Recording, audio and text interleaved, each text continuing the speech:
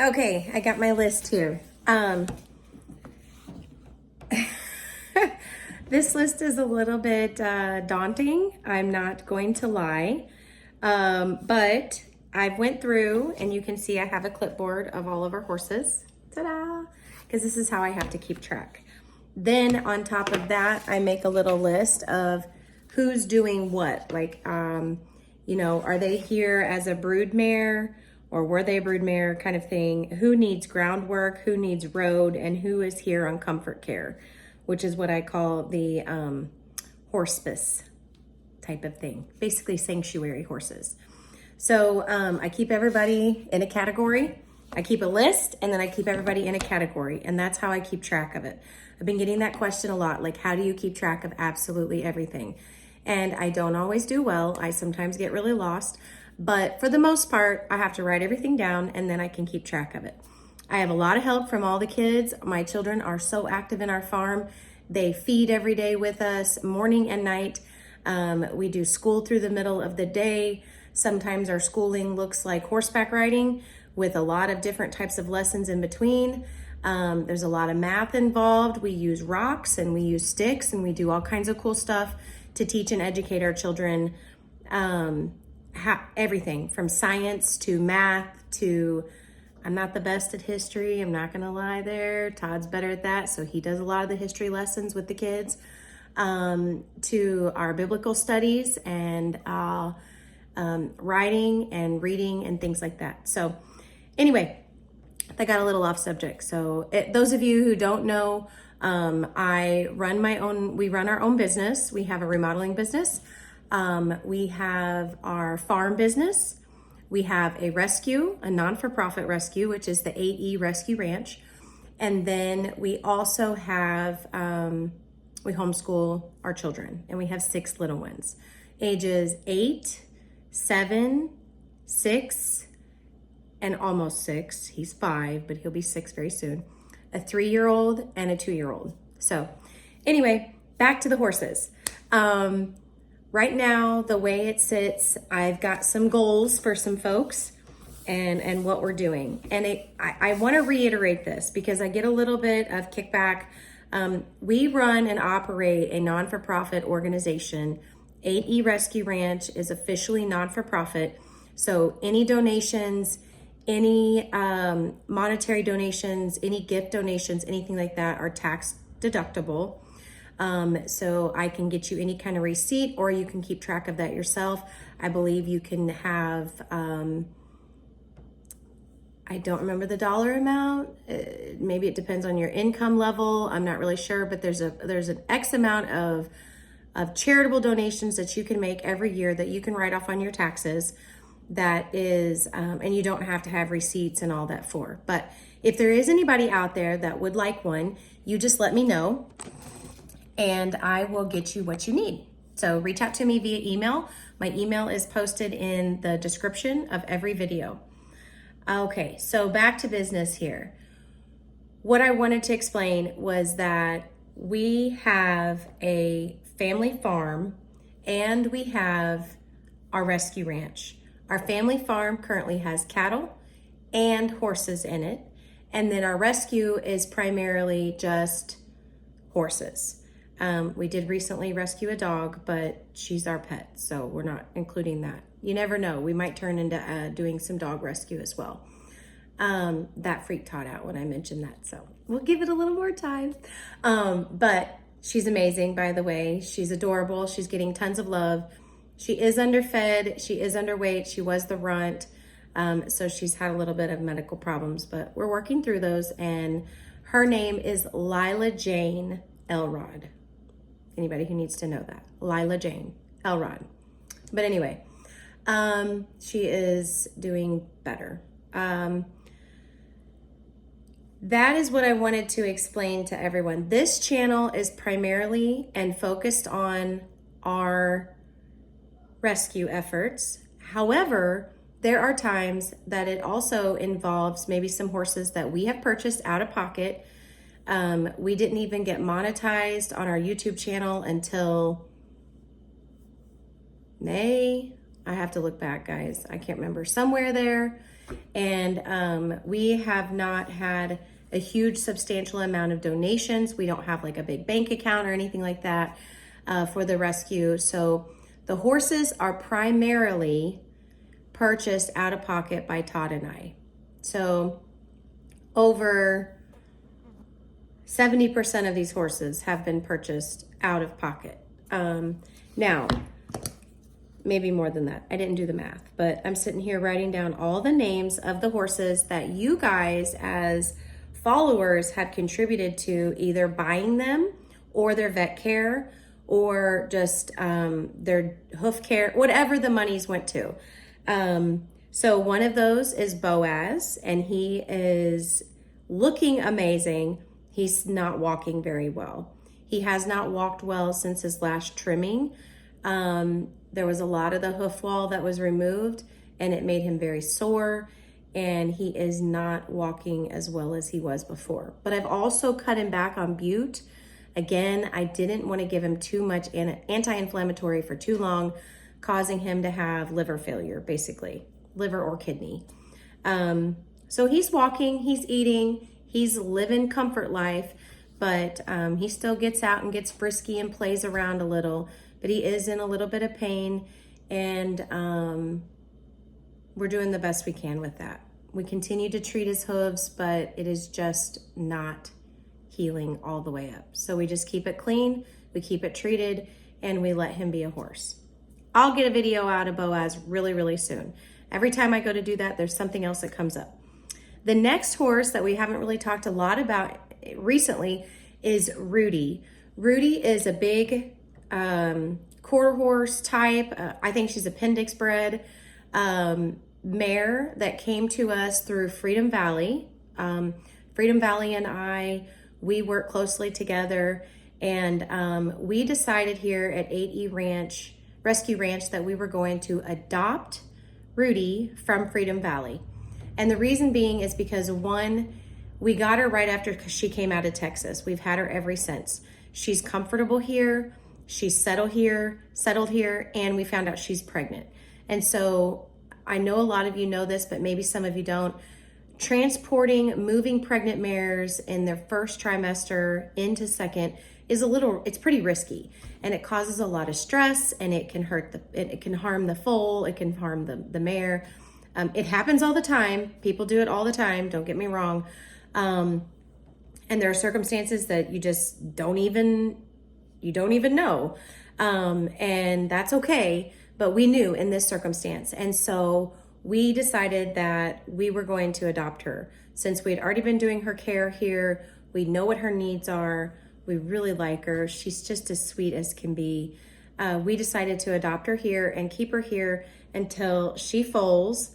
And then after she foals and gains all the weight back that she needs, we'll start doing her assessment and figure out what's the best choice for her.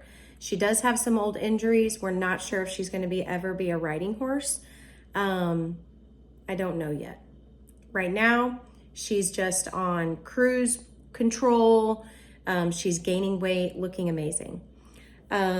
Looking better, not amazing. She could use some more weight, but the baby is now sucking all the food out of her. So before, she was starved and had this massive wound on her back, and that all healed, and now her baby's just sucking the life out of her. So we're feeding her tons and tons, but again, we have to be careful not to feed her too much. Okay, so that's Rudy. And then we have Hope. All of you have been so supportive about Hope. Hope falls within the rescue realm.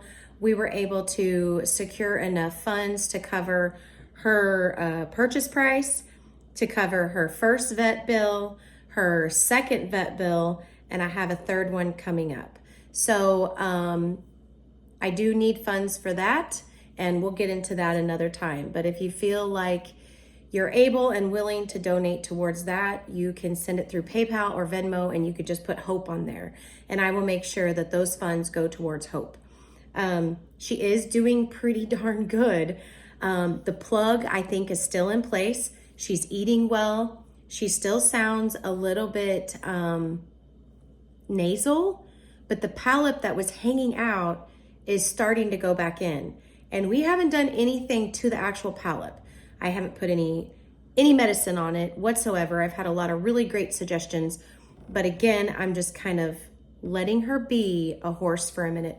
I'm letting her settle, and she's comfortable. She's happy where she's at. She's eating, she's good. And my son has decided that he loves her dearly, and he wants to get her out and give her another bath today. And so we're going to do that this evening and get some beautiful photos with Hope. So I will be uploading all of those later, once those come in from our photographer, who is a dear friend of mine, and she's been coming out and helping me get photos, professional photos of the horses and the kids and our family and our farm and all that good stuff. Okay, so then the fourth horse that falls within our rescue category, or funded through our rescue, was Serena. And Serena was, enough money came in to cover her fee, her purchase fee. I purchased her from a kill pen, and enough funds came in through donations that was covered as well. So she's considered in the rescue. All the other horses on this farm have been self-funded. Todd and I have purchased them and paid for them. And so even though some of them are considered a rescue because of the state they came in, they're not a part of our rescue at this point, but they're a part of our life, and they're a part of our farm, and they're a part of your guys' life, and we want to share them with you because they're amazing. I can't get over Clover. I know I uploaded a quick little video of how she rode out the other night. It was amazing. I was so excited. It's nothing spectacular. I know she's not doing anything awesome, but she's gentle, she's kind, she's sweet. I was considering rehoming her and putting her up for adoption. I am reconsidering it at this point. I think she is such a wonderful horse. I'm not sure I want to let her go. I frothed at the mouth over that mare. I had no idea what I was getting into. I just bought her online through a kill pen back in, I want to say November. And we hitchhiked a ride with a friend of mine who got a horse. Look at these flies. Today is terrible here. Who got another horse, and we hitchhiked a ride with them and got her here. She was poor. She was sore. Her feet were all bruised. She'd been working really, really hard, and she was pregnant. We found out she was pregnant. So she's been on turnout, have a good life, enjoy your time. No major work needed out of her or asked of her. Then she had her beautiful foal Duke, who has his new home, who's doing amazing. We thank Jackie and Joseph so much for offering him an awesome house and place to be. So that's Clover. Next on the list, we've kind of flipped over now to, these are not rescue horses. They are rescue horses, but they are self-funded. They were not purchased with any funds that were fundraised or donated. The next one would be Lady. Lady is doing wonderful. She is riding out well. We have decided to rehome Lady. We are going to sell her. Again, that money will go back into our farm. But she was a bit of a rescue case. She was a prime example of a horse that gets lost in the mix. She was messed with some. She was taught the basics, and then just kind of flipped-flopped some hands. She landed here. We're giving her training. She's got grooming training. She's got bathing training. She's getting farrier training. She's getting kid training. I mean, our kids just swarm horses. And so, you know, that's pretty good for the horse. That gives them a lot it just shows the horse's character, I think. She's very good with Todd. She's been doing well with the minimal rides that we've been able to give her. But again, we're excited for Lady, and we are going to be reposting a picture or a video of her and her training soon so that we can start advertising her to find her perfect home. I'm picky, guys. And just because we sell them off our farm, it does not mean that this person, the buyer, doesn't have to go through an extensive process like everyone else. Because it's important to us that every horse goes to a good home. We want to be responsible. We are responsible, not want to be, but we are responsible on where our horses go and who they are with. We can't foresee the future, but we can do our absolute best to make sure that they are so well cared for, because it matters to me. It matters to Todd. It matters to the kids. So then with Lady came Sophie. Sophie is a beautiful Pasifino. She's a sooty buckskin. We were concerned that maybe she was pregnant. We just found out today through the vet. We did a vet check. She's not pregnant, which is okay, you know, but it kind of changed my route for her, and we're going to start riding her more. She's very well broke to ride. And again, she was a farm self-purchased horse, but again, in a little bit of a rescue situation, she was not being handled well. She was passed from owner to owner, and we're just going to leave her here for a while. I want to make sure that she has good care. She's up for discussion or consideration. She's not for sale yet, but if the right perfect person came, I would consider it. But she's just she's been passed around, and Pasafinos are really sensitive to their owners, and so I can see why they get passed around sometimes, because if it's not a good fit, it's not a good fit. And some horse breeds are just really docile and they'll let anybody ride them, and some horse breeds are not like that. So Pasafinos tend to be kind of a little bit like that. Izzy, the little Appy baby that came out of Bellita, the surprise foal, she's a full sister to Sombra, who came with Bellita when we rescued her before going to auction. We intercepted her back in, was it January? I think I did a video of that day, as when I first started our channel. We got Bellita before she was sent to auction with this whole herd. And then we bought Sombra the same day, and then she was bred back to the stallion that was in the herd, and she had a beautiful little baby, Izzy. You can go back through the videos and see that. She is gorgeous. She's an in-your-pocket kind of horse. Sure, her DNA came back, really interesting. We are considering selling Izzy at this point. Our farm goal is to raise good gaited trail horses and to offer those to people. And Izzy doesn't really fall in that because she's a non-gaited horse. She's got Hackney horse genetics, which is a performance eventing type horse. So we feel like she would be better suited in a home and with a family that wanted to have like a low-level dressage, or maybe even like fox hunting or something, like low level. I don't want to say she would be high level because I don't know her heritage. I don't know her bloodlines exactly. I just know her DNA and what she can be. Get that off of there. Good. And then Sombra, which is Izzy's full brother. He's a yearling. Our son Skylar has fallen in love with him. He's very gentle. He's really sweet. He's a smoky black. I haven't done a lot with Sombra. We've done the basics like farrier care, grooming, and bathing, but he's just a yearling. So he's not getting a lot. We're not doing saddles or anything, even though we probably could. He's huge. He's really tall. He's 14.3, maybe 15 hands already. He's gonna be a big boy. His DNA came back interesting. It was Hackney horse, cream draft, and Percheron. So he's gonna be a big boy. He's gonna be a big, stout, thick horse, but he's gonna stay around for a while. We wanna see what he matures out to be and go from there. That is a small list of what we have going on here. I hope I haven't bored you guys too much, but I wanted to explain a couple of things. We get some, like I said, we get a little bit of kickback when it's like, okay, well, are you just hoarding the horses, or are you hiding horses, or stuff that's going on in the rescue world is just crazy. But I want you guys to know that at AE, we are legit. Like, we are doing rescue and we are doing raising and breeding. And some of you may not like that. I understand.